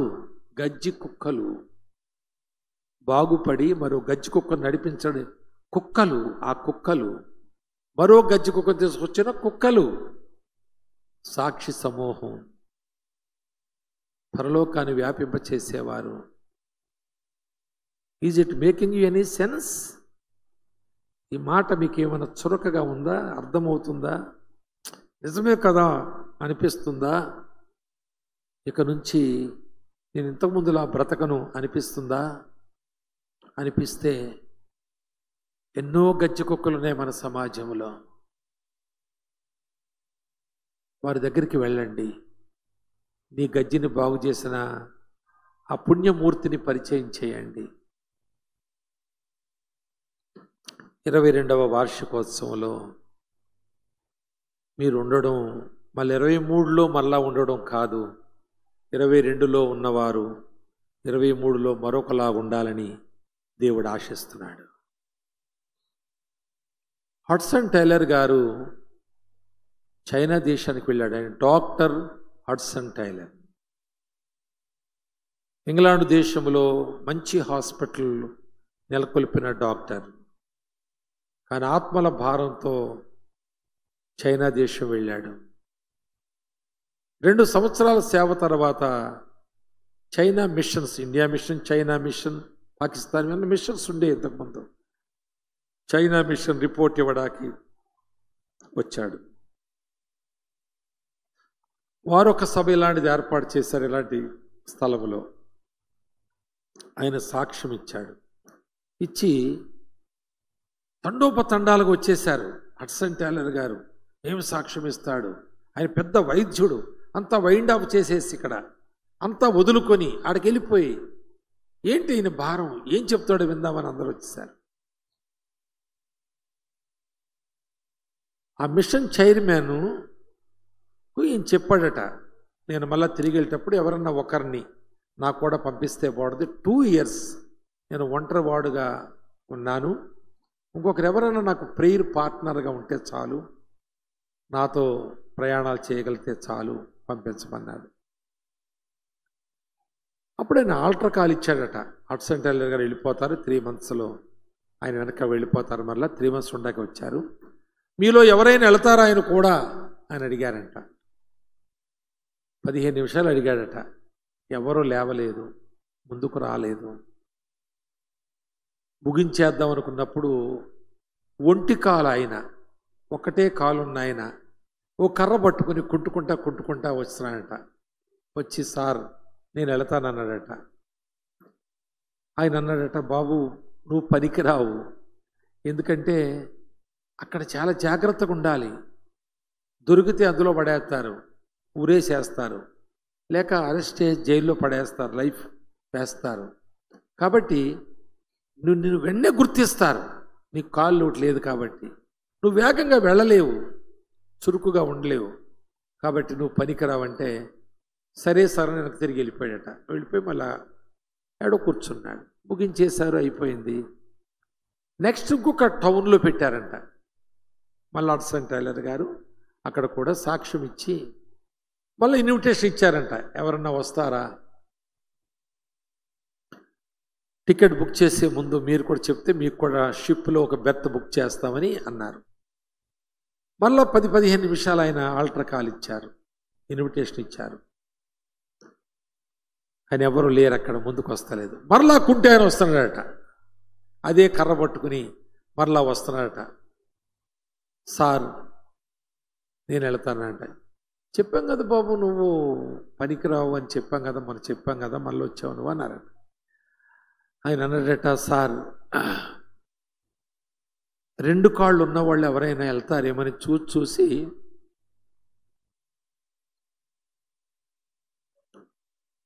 నేనన్నా పనికొస్తానేమని వచ్చాను సార్, అక్కడ వద్దన్నారు కానీ ఇప్పుడు వద్దనకండి సార్, నన్ను 2 కాళ్ళు ఉన్న వాళ్ళు ఎవరైనా ముందుకు వస్తారేమో అనుకుని చూసి మిమ్మల్ని రిక్వెస్ట్ చేసుకోవడానికి వచ్చాను sir, let me go. Hudson tailor గారు చలించిపోయి చైర్మన్ అన్నాడట, పంపించండి నేను తీసుకెళ్తాను. 2 కాళ్ళు ఉన్నవాళ్ళు ఎవరు లేనప్పుడు ఒక కాలోడైనా నాతో వస్తే నాకు చాలు. 5 సంవత్సరాల తర్వాత ఆయన మళ్ళీ వెనక్కి ఇంగ్లాండ్ వచ్చాడు. ఆ ఒంటి కాలు ఆయన జబ్బు చేసి తీవ్రమైన అవస్థలో, ఎవరో ఆయనకి హెల్ప్ చేయవలసిన లేకపోతే ఏం చేసుకోలేని పరిస్థితుల్లో వెనక్కి వచ్చి తన భార్య పిల్లలను చేరుకుని చైనాలో 5 years ఆయన చేసిన సేవ ఫలాను గురించి ఆనందంగా పంచుకున్నాడట. తన అవస్థ, తన జబ్బును గురించి తర్వాత చెప్పుకున్నాడట. ఆ రాత్రి వారితో కలిసి ప్రార్థన చేసి నెక్స్ట్ డే వెళ్ళి హాస్పిటల్లో జాయిన్ అయ్యాడు, చనిపోయాడు. 2-3 దినాల్లోనే చనిపోయాడు. ఆయన పేరు జార్జ్ స్టాట్. మీరేదో ఇందులో పనిచేస్తున్నారా, టీసీఎస్లో చేస్తున్నారు బ్రదర్, మీరు నోట్ చేసుకుని గూగుల్స్లో సెర్చ్ చేయండి. జార్జ్ స్టాట్ అని, GEORGE STOTT స్టాట్ అని గూగుల్స్లో సెర్చ్ చేయండి. చైనా మిషనరీస్ని మీరు చూడండి. ఒంటికాలు మిషనరీ గురించి మీరే చూడండి. జార్జ్ స్టాట్ అని కొట్టండి, గూగుల్స్లో కొట్టండి. ఎన్నో కొడతారు మీరు అనవసరమైన, అది కొట్టండి ఒకసారి. చూడండి, నేను చెప్పిన దానికంటే ఎక్కువ మీకు దొరుకుతుంది ఇన్ఫర్మేషన్. సమాధి చేశారు. భార్య పిల్లల్ని ఆ మిషన్ వారు పిలిచి ఆఫీస్కి, మీ లైఫ్ లాంగ్ మీకు ఏమేం కావాలో అన్నీ మేము ప్రొవైడ్ చేస్తాం, మీ ఇంటికి, మీ పిల్లల చదువులకి. వాళ్ళు టీనేజర్స్, వాళ్ళు జార్జ్ స్టార్ట్, మీకంతా మేము సహాయం చేస్తాం మా మిషన్ నుండి అంటే. అప్పుడు ఆవిడ అందంట, సార్ ఆయన చైనా నుంచి వచ్చిన ఫస్ట్ డేనే, ఏ డే లాంగ్ నైట్ కూడా మాతో ఆయన చేసిన పరిచర్య గురించి చెప్పాడు. ఆ గుంపులు ఎక్కడెక్కడ ఉంటారో, ఎలాంటి స్థితిలో ఉంటారో, ఎలాంటి ప్రమాదాలు ఉంటారో, ఎలాంటి పేదరికంలో ఉంటారో అవన్నీ చెప్పి ఆయన కన్నీరు కార్చాడు. సార్ మేమందరం ఏడ్చాము, ప్రార్థన చేశాము. ఒకవేళ నేను హాస్పిటల్ చూస్తే అందరం కలిసి వెళ్దామన్నాడట. ఆయన రాలేదు కాబట్టి ఆయన రాలేడు, కానీ మేము వెళతాం సార్, ఆయన పనిని బలపరుస్తామన్నారట. చైనా మిషన్ వారు అన్నారు, అమ్మా నువ్వు లేడీవి ఎలాగెళ్తావు? నా భర్తను కూడా మీరు అలాగన్నారు కదా సార్, ఒంటి కాలోడు అని. సేవ చేశాడు కదా, మరి పిల్లలు చిన్నోళ్ళు కదమ్మా, చదువుకుంటున్నారు కదా ఇక్కడ కాలేజెస్లో. ఆ లాంగ్వేజ్ వేరు, ఆ కల్చర్ వేరు. ఈ పిల్లలు ఏమైపోతారు, వాళ్ళ భవిష్యత్తు ఏమవుద్ది?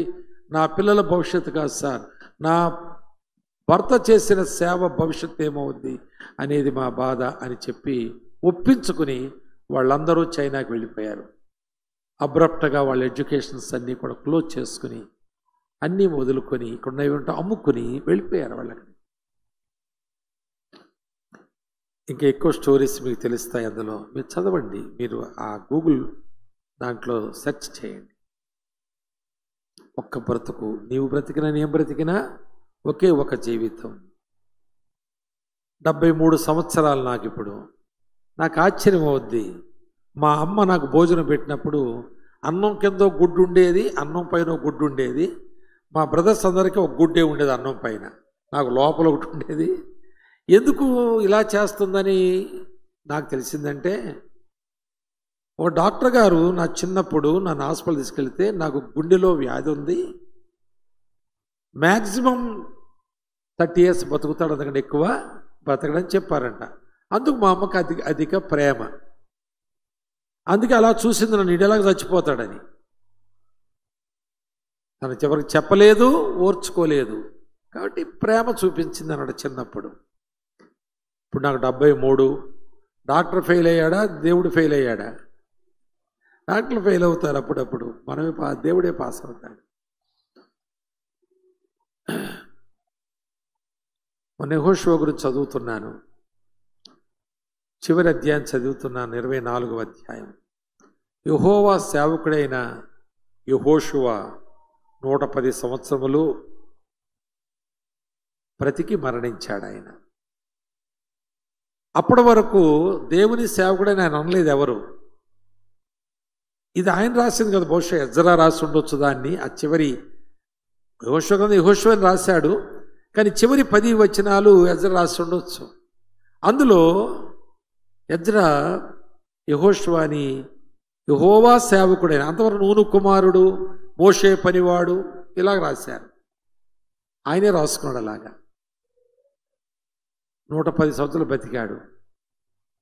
దురాశనో అత్యాశనో కానీ నేను ప్రార్థన చేశాను. చాప్టర్ అయిపోయింది కదా, బుక్ అయిపోయింది అసలు. కొద్దిసేపు ప్రార్థన చేస్తాడు, ప్రభా నాకు కూడా 110 సంవత్సరాలు బతకాలని ఆశ ఉంది, నీ కొరకు కాబట్టి అడుగుతున్నాను, నా కొరకైతే ఈరోజే తీసుకో, ఈరోజే, రైట్ నౌ, ఒక్కొక్క నిమిషం నేను బతకక్కర్లేదు. 73 కంటే ఇంకే ఎక్కువ బతకాల్సిన అవసరం ఏముంది? ఈరోజే తీసుకో, లేకపోతే నీ కొరకైతే 110 సంవత్సరాలు బతికించనాను. నా ప్రతి పుట్టినరోజులో ప్రార్థన చేసుకుంటాను ఉపవాసం ఉండి. పుట్టినరోజు సెలబ్రేషన్ అయినాడు ఉపవాసం. నాకు అయ్యగారు ఇందా చెప్పినాడు, ఇంకా చురక తగిలింది నాకు బాగా ఆయన చెప్పిన మాటల్లో. నేనేం ప్రార్థన చేస్తానంటే, ప్రభువా నేను బతికితే నీకు లాభం, నేను చస్తే నాకు లాభం, నీ ఇష్టం, ఈ సంవత్సరం ఏం చేసుకుంటావో చేసుకో. అలాగని దేవుణ్ణి బెదిరిస్తా బతికేస్తున్నాను నేను. అంటే దేవుడు కావాలరా నువ్వు నాకు, ఇంకో సంవత్సరం బతకరా. బ్రతికితే నీకు లాభం, చస్తే నాకు లాభం. బతికితే పరలోకం కొరకు పనిచేస్తాను, చస్తే పరలోకం వస్తాను. ఒక మంచి బ్రతుకుదాం. ఎన్ని బ్రతుకులు మనకి? ఒక్కటే బ్రతుకు మనకి. ఎపిక్యూరస్ అని ఒక ఫిలాసఫర్ ఈ మాట అన్నాడు. While you are death is not, when death is you are not అన్నాడు. మనం ఉన్నప్పుడు సావు గొడవే ఉండదు, జ్ఞాపకం ఉండదు. సావు వస్తే మనం ఉండనే ఉండదు. అర్థమైందా? మనం ఉన్నప్పుడు సావు జ్ఞాపకం ఉండదు, చావు వస్తే మనం ఉండనే ఉండం. ఎపిక్యూరస్ ఎంత మంచి ఫిలాసఫర్, ఆయన మంచి మాట చెప్పాడు. కనుక ఒక్కటే బ్రతుకు, అది కొంతకాలమే బ్రతుకు, అందులో ఎంతో కాలం అయిపోయింది, ఇంకా చాలా చివరి కాలంలో ఉన్నాం. దైవజనులు చెప్తుంటారు అంతిమ దినాలని ఉన్నాం. ఒక ఆత్మను సంపాదించుకుందాం. జార్జ్ స్టార్ట్ ఒంటి కాలు వాడు ఆత్మల కొరకు వెళ్ళి వచ్చి చచ్చిపోతే భార్య పిల్లలు చదువులు సంధ్యలు కాదు ముఖ్యం, నా భర్త చేసిన పరిచర్య కొనసాగాలి, అది ముఖ్యం అని సక్సెస్ఫుల్గా వారి జీవితాన్ని చైనాలో ముగించుకున్నారు. ఒక్కొక్క గురించి చెప్పాను, ఇంకోటి ఏం చెప్పాను ఇప్పుడు చెప్పండి. ఓ కుంటుకాలు ఆయన గురించి చెప్పాను. రాజులు గ్రంథం తీయండి.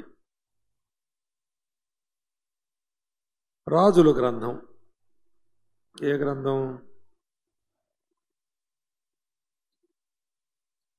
రాజులు 2 గ్రంథాలు ఉన్నాయి కదా, 2వ గ్రంథం తీయండి. అక్కడ 7వ అధ్యాయంలో 3వ వచనంలోన 4 కుష్ఠరోగులు కనపడతారు. 4 కుష్ఠరోగులు. ఎంతవరకు ఏం చెప్పాను మీకు? ఎవరి గురించి చెప్పాను? ఓ కుక్క, ఓ కుంటాయన. ఇప్పుడు ఎవరు చెప్తున్నాను నేను? కుష్ఠరోగులు చెప్తున్నాను. ఈ కుష్ఠరోగులు అప్పుడు షోమ్రోనులో కరువు వచ్చింది.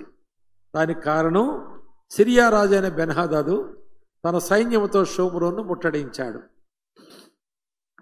షోమ్రోనులో కరువు వచ్చినప్పుడు భయంకరమైన కరువు. అది ఎంత కరువు అంటే పిల్లలను చంపుకు తిన్నారు. రాజు సహించలేకపోయాడు. ఎలీషా ఉన్నాడు, ఎలీషాను కూడా తిట్టాడు ఆయన రాజు, నువ్వు ఏం చేస్తున్నావని, ప్రవక్తను. సరే మొత్తానికి ఆయన అన్నాడు, రేపటికి కరువు అంతా బోధలేవయా అన్నాడు. ఆయన నమ్మలేదు, రాజు నమ్మలేదు. ఈ బెన్హదదు సైన్యం విస్తారంగా చుట్టూ ముట్టేశారు. ఈ కుష్ఠరోగులు అనుకున్నారు, మన కుష్ఠరోగులు పాళెంలో ఉన్నాం కదా, మనం కుష్ఠరోగుతో చావడమే కదా, పైగా తిండి లేదు, ఇలా కూడా చస్తాం అలా కూడా చస్తాం, దానికంటే కుష్ఠరోగులుగా వాళ్ళ గుడారాలకు వెళదాం, అక్కడేమో దొరుకుతుందేమో అడుగుదాం, ఇస్తారా తిందాం, చంపుతారా చద్దాం, ఎలాగూ చచ్చేదే అని వెళ్ళారు వాళ్ళు. ఇక అన్నీ మీరు చదువుకోండి, 3వ వచనం నుంచి చదువుకోవచ్చు. 8వ వచనంలో వాళ్ళు వెళ్ళేసరికి ఆ పైన మనం 6, 7 వచనాల్లో ఏం చూస్తామంటే, వీళ్ళ కుష్ఠరోగులు వెళుతుండగా దేవుడు ఒక అద్భుతమైన కార్యం చేశాడు. గుర్రాలు, రథాల ధ్వనులు, సైన్యం, దండులు, ఆ యొక్క శబ్దాలు. కుష్ఠరోగులు వెళుతుంటే వాళ్ళే కుట్టుకుంటూ వెళ్తున్నారు అసలు కుష్ఠరోగులు. కానీ వాళ్ళకి దేవుడు అలాంటి శబ్దాలు వినిపిస్తే ఉన్నట్టు ఇడిచిపెట్టేసి పారిపోయారు. వండుకున్న భోజనాలు, వారి వస్త్రాలు, వారి వస్తువులు అన్నీ వదిలేసి పారిపోయారండి అక్కడి నుంచి. చల్లా చెదిరైపోతే 8వ వచనంలో ఆ కుష్ఠరోగులు దండుపేట వెలుపటి భాగమునొద్దకు వచ్చి ఒక గుడారంలో వచ్చి భోజనపానములు చేసి అతడి వెండి బంగారములను బట్టలను ఎత్తుకొని పోయి దాచిపెట్టి తిరిగి వచ్చి మరో గుడారం వచ్చి అతడిని సొమ్మెత్తుకుని పోయి దాచిపెట్టి, ఏ గుడారానికి వెళ్ళినా ఎవడో లేడు శత్రువు, ఏ గుడారానికి వెళ్ళినా బిర్యానీలు ఉన్నాయి, మంచి పదార్థాలు ఉన్నాయి, ఎక్కడికి వెళ్ళినా డబ్బు ఉంది, వస్త్రాలు ఉన్నాయి, వెండి ఉంది, బంగారం ఉంది. ఏం చేసుకుంటాం చచ్చేటాళ్ళమని జ్ఞాపకం లేకుండానే కుష్ఠరోగులు ఏం చేసుకుంటాయని పట్టుకుని కుష్ఠరోగులు పాళ్ళు పోవాలి, అంతేనా? మన సమాజంలోకి వెళ్తారా? ఇంటికి వెళ్తారా? వాళ్ళ పిల్లలకి ఏమైనా పెడతారా? ఉందా? పట్టణంలోకి వెళ్ళకూడదు కదా వీళ్ళు. కాబట్టి అలాంటి ధ్యాస లేదా వాళ్ళకి. నేత్రాశ, శరీరాశ వాళ్ళకి పడింది. బంగారం దొరికింది, ఏం చేసుకుంటారా బాబు? కుష్ఠరోగి ఇలాగ ఉంటాడు, మరి దీనికి ఉంగరాలు పెట్టుకోవడం అనుకోండి, బాగుంటాడా? కుష్ఠరోగి చాలా ఉంగరాలు అందంగా ఉంటాడా? ముక్కిలా పోతుంది, చెవిలు లేకపోతే ఇలాగ నల్లగా మాడిపోతాయి, మెల్లో ఏమని వేసుకుని తిరుగుతాడా కుష్ఠరోగులు? ఆ ధ్యాస లేదు వాళ్ళకి. దొరికింది సంపాదించేద్దాం, తినేద్దాం, కట్టేద్దాం, కూర్చుకుందాం, దాచిపెట్టేద్దాం అని అదే పని మీద ఉన్నారు వాళ్ళు.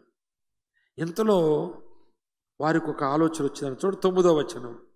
మనము చేయనది మంచి పని కాదు. చదువుతాం అందరం 9వ వచనం. మనము చేయనది మంచి పని కాదు, నేటి దినము శుభవర్తమానము గల దినము, మనం ఊరుకొననేలా. అది వారికి ఆలోచన వచ్చింది. ఈరోజు మన దేశానికే శుభవర్తమానం అందించే అవకాశం మన దగ్గర ఉంది. దేశమంతా ఏమనుకుంటున్నారు?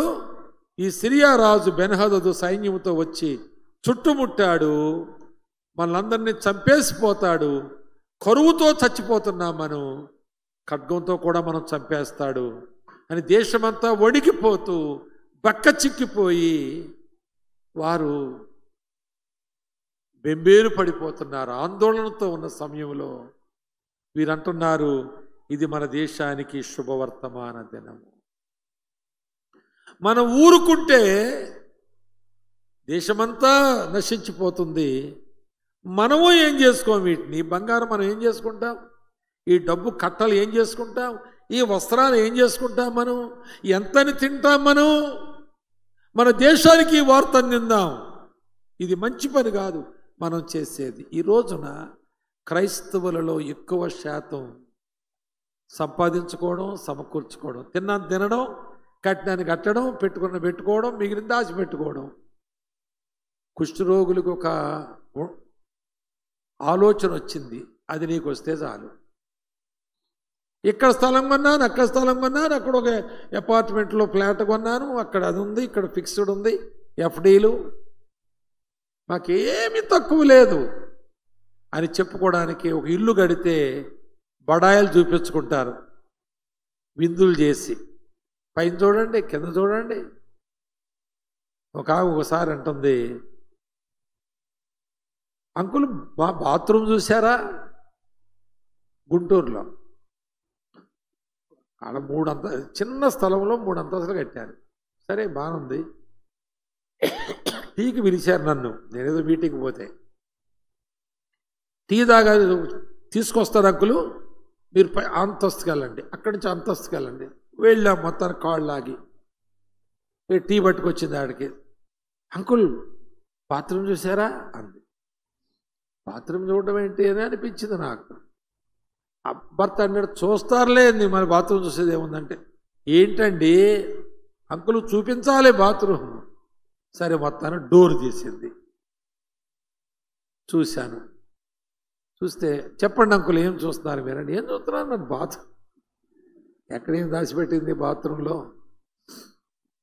అంకుల్ ట్యాప్స్ చూశాను చూడండి అంకులు, ఆ షవర్ చూడండి అంకులు, ఇవన్నీ కూడా జర్మనీవి, ఇండియావి కాదట. చాలా మెకనైజ్డ్ షవర్స్ అవి, నిజమే. కానీ నేను అప్పుడప్పుడు అక్కడక్కడ హోటల్లో ఉన్నప్పుడు కొంచెం చూసినట్టుండేది, కొత్త అనిపించలేదు నాకు. ఆమె బాగా సంతోషపడిపోతుంది, ఎక్సైట్ అయిపోతుంది బాగా.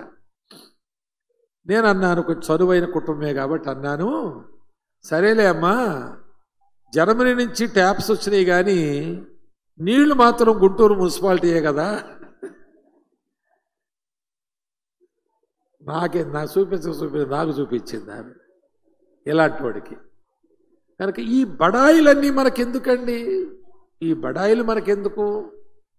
కిందంతస్తు మాదేనండి, కిందది కూడా మాదేనండి, దాన్ని అద్దెకి ఇచ్చాం, దానికి ఎంత వస్తుంది, దీని అద్దెకి ఇచ్చే ఎంత వస్తుంది, పై అంతస్తు మాది, దాని మీద కూడా ఒక పెంట్ హౌస్ ఉంది, దాన్ని కూడా అద్దెకి ఇచ్చాం, దానికి అంత వస్తుంది. మా పిల్లోడు అక్కడున్నాడు, మా అమ్మాయి ఇక్కడుంది, మా అల్లుడు అది, మాకు అక్కడ ఒకటి ఉందండి, ముందు ఒకటి. మా ఊర్లో కూడా చాలా ఉన్నాయండి పొలాలు, ఇళ్ళో వాకిళ్ళో ఏవో ఇవన్నీ చెప్పుకుంటున్నావు, కానీ మనం చేయనది మంచిది కాదు. వెంటనే మనం పట్టణంలోకి వెళదాం, వారికి ఈ శుభవార్త తెలియచేద్దాం. కుష్ఠరోగులో మనల్ని కుష్ఠరోగులుగా పట్టణంలో ఎలా చేయరు, మనల్ని లోపలికి రానివ్వరు. కాబట్టి ద్వారపాలకుని యొద్దకు ఈ వార్త చెబుదాం, మన పాళానికి మనం పోదాం, దేశమంతా వచ్చి బ్రతుకుతుంది. దేశం గురించి పాట పాడాం, పాట పాడేటప్పుడే పాడుతున్నాం, వినేటప్పుడే వింటున్నాం, కానీ తర్వాత యాక్షన్లో ఏముంది మన జీవితంలో?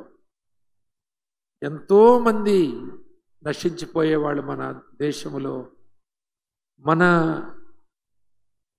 వీధిలో, మన అపార్ట్మెంట్స్ కల్చర్ ఎక్కువైంది మనకిప్పుడు. మన అపార్ట్మెంట్ ఎందరో నశించిపోయారు. బ్రదర్ గారు మురళీ గారు నన్ను వారింటికి తీసుకెళ్లారు. కిందకి దిగి వస్తూ ఉండగా ఇద్దరు పెద్ద మనుషులు కూర్చున్నారు అక్కడ. నా జేబులు ఎప్పుడు సువార్త పత్రికలు పెట్టుకుంటాను, ఎప్పుడు. అసలు నా జేబు ఉండడం పత్రికల కొరకే, నాకు జేబుతో వేరే పని ఉండదు ఎక్కువ. ఈ పెన్ను పెడతాను కానీ ఇప్పుడు దిగిన, ఎప్పుడో 5-6 సంవత్సరాలు అయింది ఈ పెన్ను ఎవరు ఇచ్చారు నాకు. అది కదలదు మెదలదు, అంతే, అది అలాగే ఉంటుంది. ఆ జేబులు తీసి ఈ జేబులో పెడతాను అంతే. ఈ సువార్త పత్రికలు ఉంటాయి. మేము వచ్చేస్తుండగా అక్కడ కూర్చున్నారు కొంతమంది, ఇద్దరు పెద్దలు. వారికి పట్టుకెళ్ళి 2 సువార్త పత్రికలు ఇచ్చాను. ఇలాగా, సార్ చదవండి సార్ ఇవి అన్నాను. వచ్చేస్తుండగా బ్రదర్ గారు అంటున్నారు, మేము 5 ఫ్యామిలీస్ ఉన్నాయండి అపార్ట్మెంట్స్లో, ఫ్లాట్స్లో. మేము ప్రతి క్రిస్మస్కి ఇక్కడ మీటింగ్ పెడతాం, వాళ్ళందరికీ సువార్త అందిస్తాం. క్రిస్మస్కి మనం మీటింగ్ పెట్టాలి, సువార్త తప్పకుండా అందించాలి. That is one thing. సువార్తకు తగినట్లుగా ప్రవర్తించుట, ఫిలిప్పీ పత్రికలో 1వ అధ్యాయంలో మాట ఉంటుంది, మీరు సువార్తకు తగినట్లుగా ప్రవర్తించాలి. సువార్త విశ్వాసపక్షముగా మనం పోరాడాలి, సువార్త తగినట్లుగా ప్రవర్తించాలి. అంతేకాదు 30వ వచనంలో ఏముంటుందంటే, సువార్త నిమిత్తమై మీరు శ్రమపడాలి, ప్రయాసపడాలి. ఇది మన జీవితంలో చూడాలి.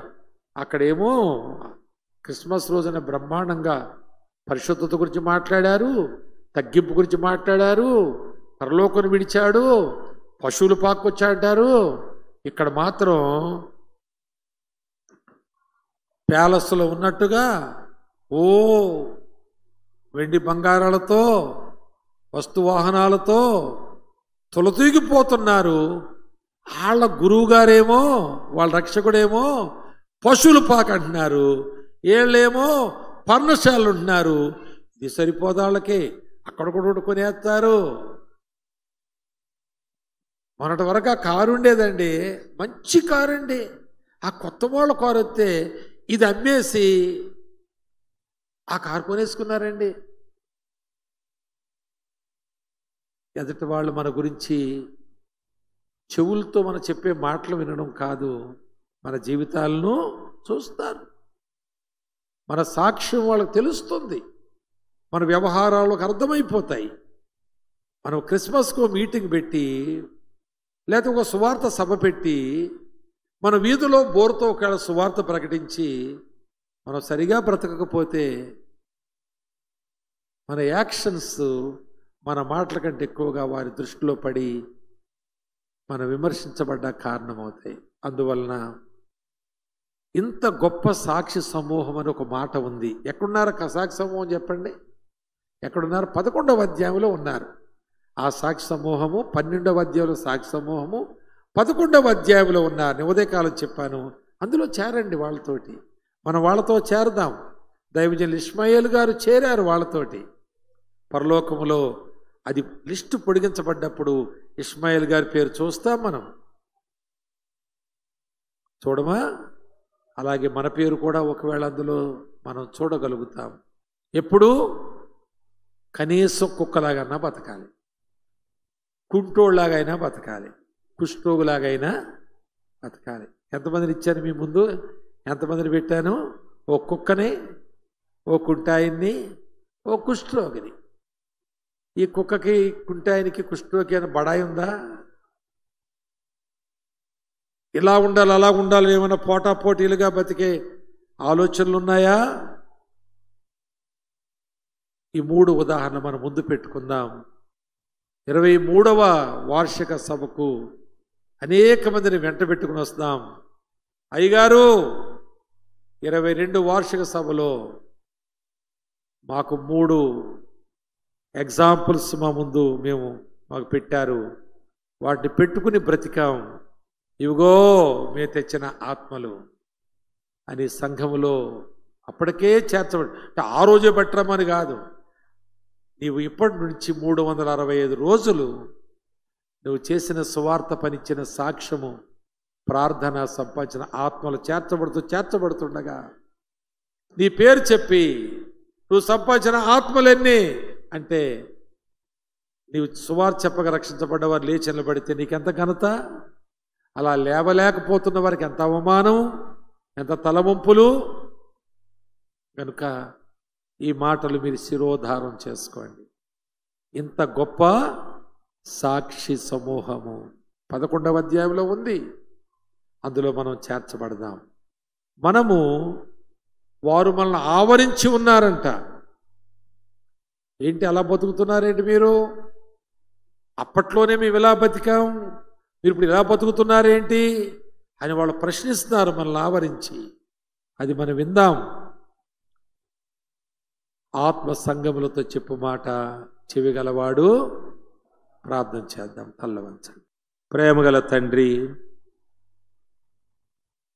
3 ఉదాహరణలు మా ముందు పెట్టి మమ్మల్ని పురుకొల్పుచున్నందుకే వందనాలు. అలాగూ బ్రతికి నీ రాజ్య వ్యాప్తిలో మేము పనిచేసే పనిముట్లుగా, సాక్షులముగా, గొప్ప సాక్షి సమూహములో నమోదు చేయబడిన వారముగా మేము ఉండి వర్ధిల్లినట్లు కృప చూపండి. 22వ సంవత్సరపు వార్షికోత్సవంలో ఉన్న సంఖ్య 100 రెట్లు పెరగాలి. నీ నామం మరి ఎక్కువగా మహింపరచబడాలి. నీ రాజ్యం వ్యాపించాలి. దాని కొరకు ప్రతి ఒక్కరిని నీ కృపా హస్తాలకు అప్పగించుకుంటూ ప్రతిష్ఠిస్తూ ప్రభువైన యేసుక్రీస్తు పరిశుద్ధ నామములో వేడుకొని ప్రార్థిస్తున్నాను తండ్రి. ఆమేన్, ఆమేన్.